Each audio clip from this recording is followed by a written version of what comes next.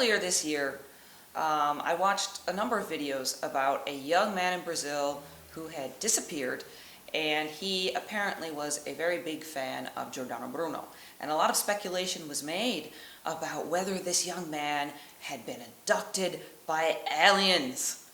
Because by now, what most people remember about Giordano Bruno is that he had some pretty far out ideas about life on other planets. But that kind of led me to want to sort of talk about this figure of Giordano Bruno, who is notable as a martyr for freedom of speech. Giordano Bruno, an Italian, and he was an Italian Dominican friar, philosopher, mathematician, poet, cosmological theorist, and hermetic occultist. He is known for his cosmological theories, which conceptually extend to the then new Copernican model. He proposed that the stars were distant suns surrounded by their own planets, and he raised the possibility that these planets might foster life of their own, a philosophical position known as cosmic pluralism.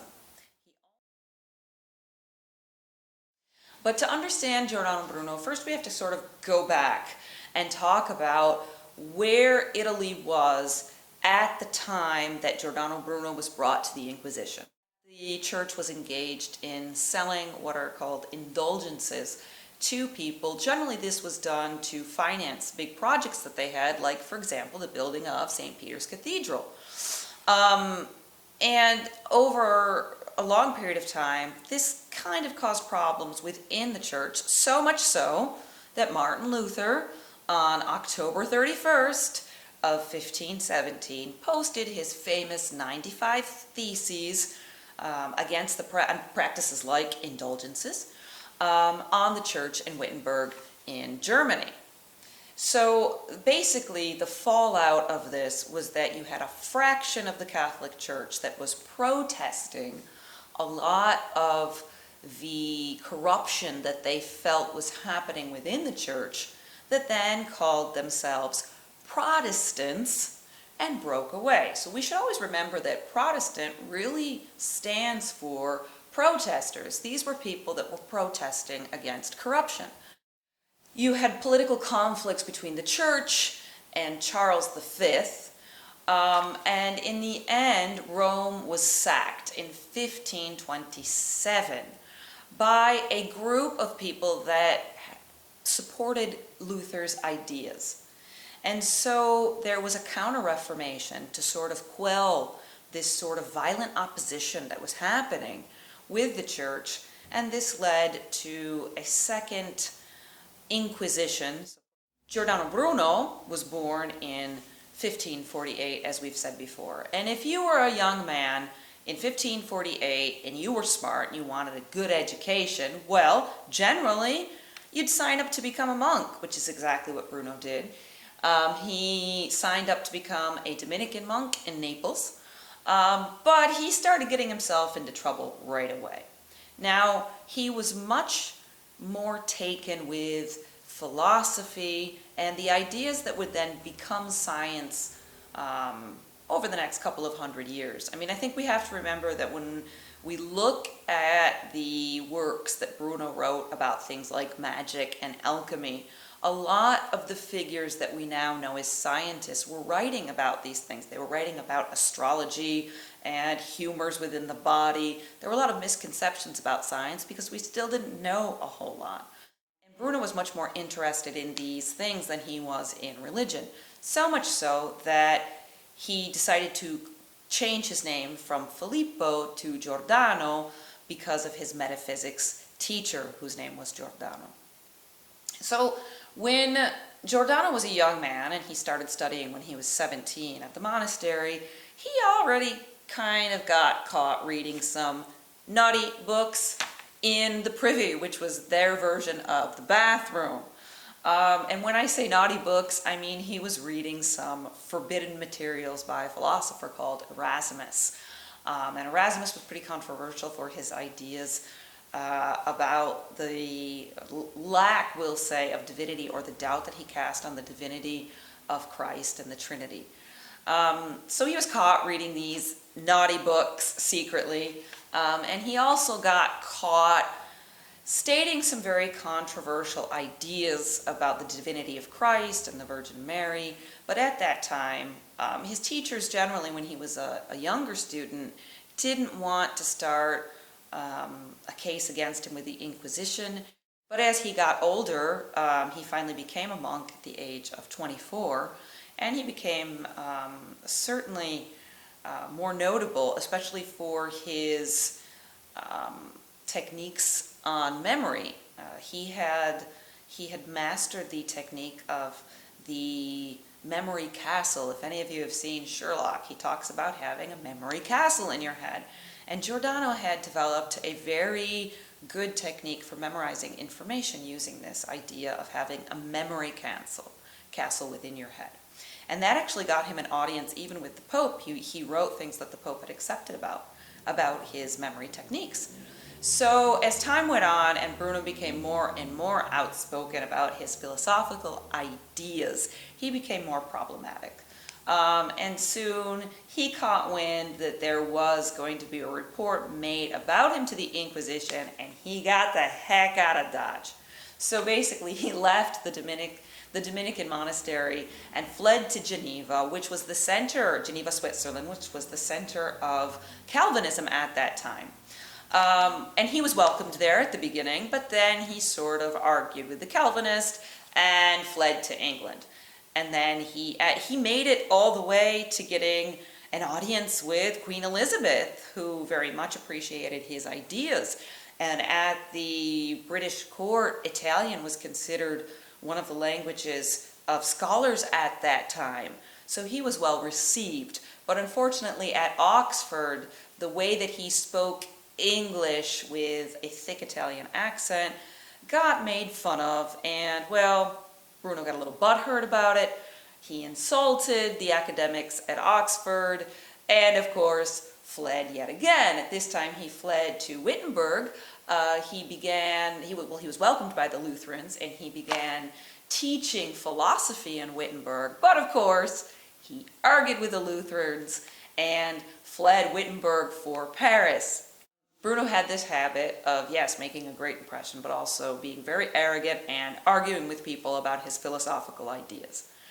And eventually, he did want to go back to Italy, and he was hired by a wealthy merchant named Mucingo to teach him and tutor him in these techniques of memory. But unfortunately, he ended up reporting Bruno to the Venetian Inquisition.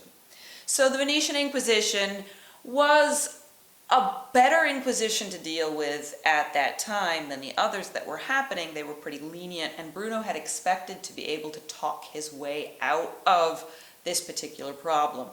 Unfortunately, Rome heard that, the Venetian Inquisition had bagged themselves a high-profile philosopher, and they decided that they really wanted to talk to him in Rome. And that's where things started falling apart for Bruno. When he got to Rome, the inquisitor there was a cardinal named Bellarmino, and he wanted to make an example of Bruno.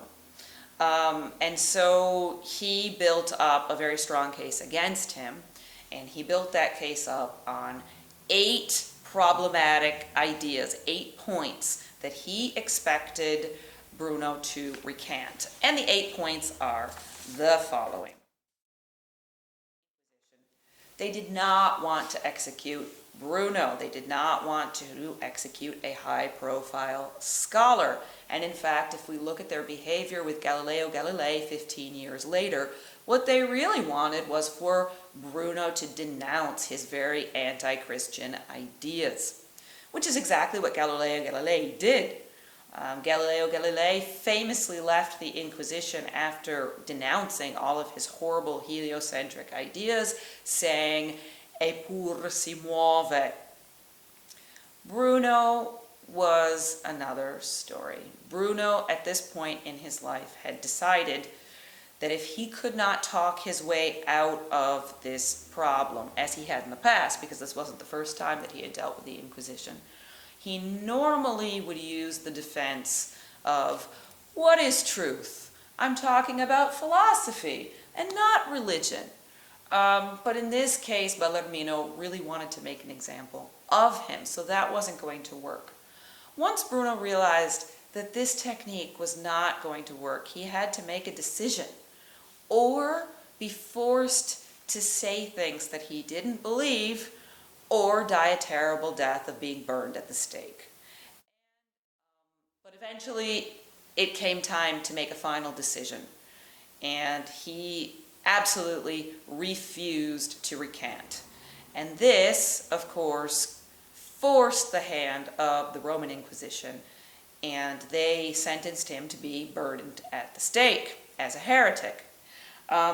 Bruno famously responded to this with, "Tremate più voi a pronunciare questa sentenza che io all'ascoltarla." A badass until the end. On Ash Wednesday, the 17th of February, 1600, Giordano Bruno was dragged naked into Campo di Fiori. His mouth was bound and gagged so that he could not speak with his wicked tongue. He was hung upside down, and then he was burned at the stake. Yikes. So, going back to one of my original questions, why would a Christian YouTuber make a video about such an anti-Christian philosopher? I mean, I could have made a video about Hypatia or Seneca or the apostles. They all died for freedom of speech. But again, all of these figures really didn't have that much of a choice about what happened to them. Bruno, on the other hand, at any point could have stopped the process against him. He could have stopped the case against him if he had only changed his views and eaten his words. So that makes him stand out. He did 7 years of this back and forth, and with torture, and well, we're not sure if he was tortured or not, but it definitely was one of the tools that was generally used. So why Bruno? Well, first of all, as a Christian, Christianity is a religious philosophy that is based in freedom of speech. Unfortunately, over the years, people have forgotten about the first 300 years of Christianity before the Edict of Milan, when Christians were fed to the lions and crucified in the Colosseum. And they basically lived in terror of persecution all over the world. People also tend to forget that Christians still live in persecution today in the West, because America and Europe are basically Christian or majority Christian countries. We forget that in countries that are not majority Christian countries, Christians all over the world live under the persecution of the state for their beliefs. According to the Open Doors report in 2019, 260 million Christians all over the world were persecuted for their beliefs. A whopping 8 Christians were murdered for their beliefs per day. 23 Christians per day were sexually assaulted just for being Christians. And this persecution of Christianity is often drowned out by those points in history where people who were Christians used Christianity to persecute others. The story of Giordano Bruno is so important because generally when you talk about freedom of speech, people assume that you want freedom of speech for people who agree with you. But those of us that are freedom of speech extremists, so to say, I am personally not only for freedom of speech for people who agree with me. I am for freedom of speech for people like Giordano Bruno, who was an anti-Christian philosopher who screamed at the top of his lungs that my faith was wrong. But I think that he definitely deserve to be able to have his beliefs as much as the Uyghurs in China deserve to have their beliefs, as much as the 260 million Christians all over the world that are persecuted every year deserve to have their beliefs. I believe that freedom of speech is something that applies to everyone, especially to people who disagree with me.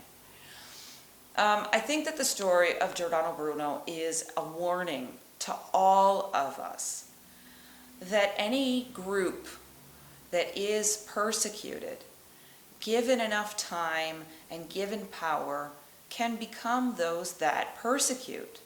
And that once you've been the victim of evil and you start fighting that evil in order to make the world a better place, a safer place for everyone, you have to be very careful not to become the evil that you have been fighting. And with that, I wish you all a wonderful week. God bless.